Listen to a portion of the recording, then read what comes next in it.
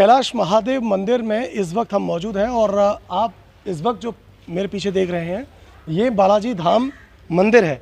जो भी हमने जिक्र किया है कि यहाँ पर महंत के द्वारा ये बताया गया, यहाँ के जो पुजारी जी हैं उन्होंने बताया कि बालाजी धाम मंदिर में उत्तर प्रदेश की शायद सबसे बड़ी शिवलिंग यहाँ पर विराजमान की गई है। वो भी पिछले वर्ष यहाँ पर बाबा भोलेनाथ का जो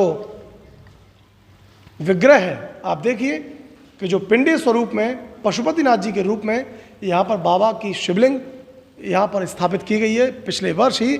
और आप देखिए कि पूरी शिवलिंग का जो आकृति है वो कैमरे में भी मुझे लगता है कि पूरी नहीं आ पा रही है एक बार में, लेकिन आप ऊपर से नीचे तक देखिए कि बाबा की चारों दिशाओं में शिवलिंग के और ये पशुपतिनाथ जी का रूप दिया गया है। उनकी जलहरी भी है।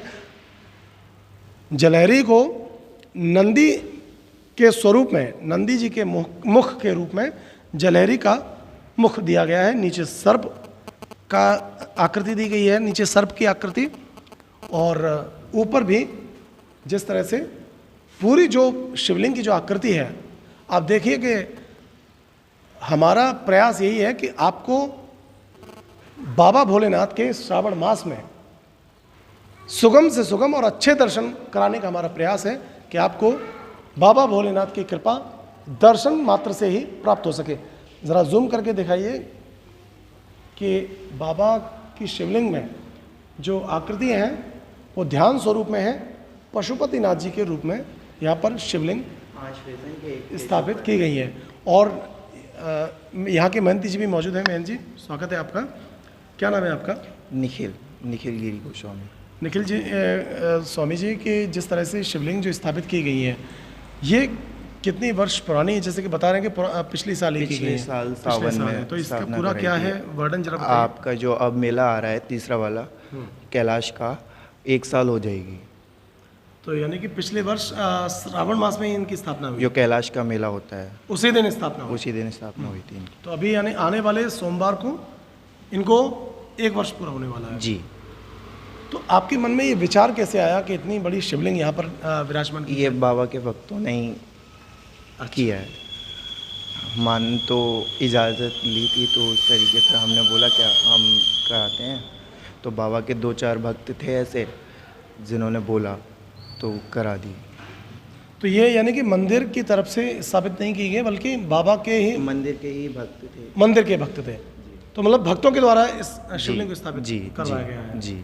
चलिए, तो इस शिवलिंग के बारे में ज़रा बताइए कि कहाँ से ये शिवलिंग लाई गई, कितना वजन है, कितनी कैसे यहाँ पर लेके आए इनको? ये जयपुर में बनवाई थी।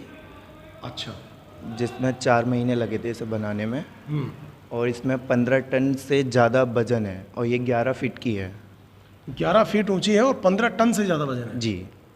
ये नंदी बाबा हैं, इनमें भी 250 प्लस वजन है। 250 किलोग्राम के आसपास प्लस वजन है इसमें, इनमें भी। My God. ये और ये पशुपतिनाथ है जो नेपाल काठमांडू में जो मंदिर बना हुआ है वहाँ से ये स्वरूप लिया था। इनके 5 व्रत होते हैं पशुपतिनाथ के, 5 सोमवार के। जो भी उन व्रतों को करता है उनकी हर मनोकामना पूर्ण होती है। बोलते हैं कि जो भी 5 व्रत करता है इनके पशुपतिनाथ के, उनकी हर मनोकामना पूर्ण होती है। तो ये जो शिवलिंग है ये बिल्कुल पशुपतिनाथ जी के ही रूप में है। जी। जी।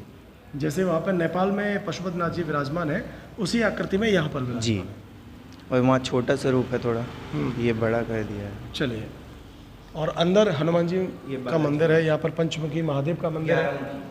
सॉरी, ये भी आपको बनारस में ही 11 मुखी। क्या करें? ये भी बनारस में ही मिलेंगे आपको, और कहीं नहीं है। पूरे यूपी में 11 मुखी हनुमान जी। 11 मुखी हनुमान जी का स्वरूप नहीं मिलेगा। नहीं मिलेगा। ये शिव का 11वां अवतार है। इनको बोला जाता है एकादशी शिव रुद्र रूप हनुमान जी।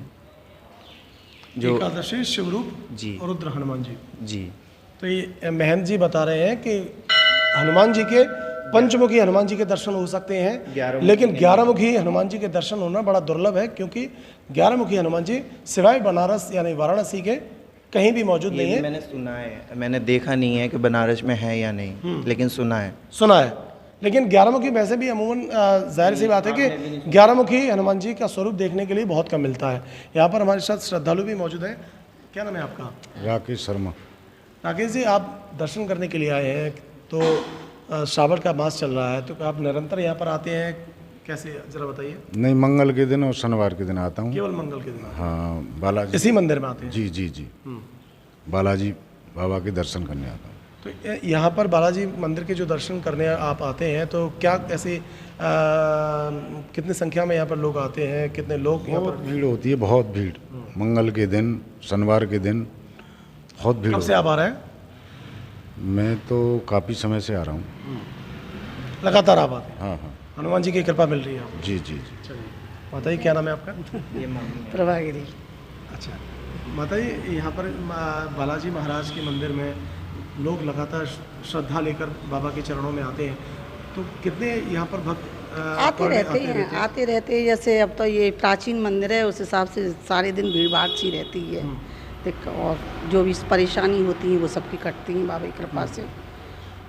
तो यह जो शिवलिंग जो स्थापित किए गए हैं, इस शिवलिंग को जब प्रथम बार अब आपने भी देखा होगा तो एक आश्चर्य नहीं हुआ होगा? नहीं तो वो तो होगा जब मूर्ति लगती है तो हमें भी नहीं पता थी कि ये मूर्ति मतलब इतनी बड़ी भव्य मूर्ति बन जाएगी। जब हमने देखी थी तो हमें देख के बड़ी खुशी हुई। अब बाबा की सेवा में लगे रहते हैं। अभी आप निरंतर बाबा की सेवा? हाँ, अपना ही मंदिर है, कहने का मतलब ये है, लगे रहते हैं सेवा में हम लोग। तो एक बहुत अच्छा है। तो यहाँ पर माता जी भी हैं और महंत जी भी हैं। महंत जी की माता जी हैं। साफ तौर पर उन्होंने बताया कि यहाँ पर वो लगातार मंदिर की सेवा में, हनुमान जी महाराज की सेवा में, भोलेनाथ की सेवा में वो निरंतर अपनी हाजिरी लगाते रहते हैं। बाबा के चरणों में सेवा वो करते रहते हैं। और जल चढ़ाने की जो व्यवस्था है वो बड़ी अद्भुत है। इन्होंने जो बनाई है वो जल चढ़ाने, जैसे कि अगर अभिषेक करना हो किसी को, तो अभिषेक करने की, क्योंकि जो हाइट है लगभग 8 फुट से 11 फुट के बराबर इनकी हाइट है। अब 11 फुट के ऊपर कैसे अभिषेक होगा, तो उसकी अभिषेक करने के लिए भी व्यवस्था बताइए। महंत जी जरा बताइए कि किस तरह से इन पर जल चढ़ाने की व्यवस्था की गई है।